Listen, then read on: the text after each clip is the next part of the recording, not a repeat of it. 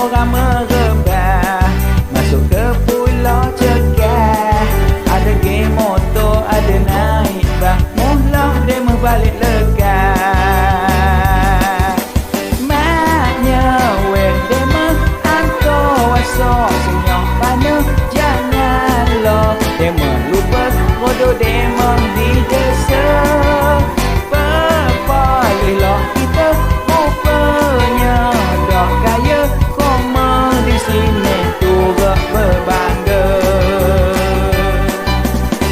Iyalah weh, lansak banyak kira siapa nak manjat. Budak-budak kan yang tenok dah manjat pokok ni. Pokok lansak pokok muta manggis terbiar makan lupa dengan kera je lah. Habis aku tengok bogok-bogok siap aja ke tanah. Demon ni dah duduk sana ni bantai sinyak mana. Buat terindu dah ke ok.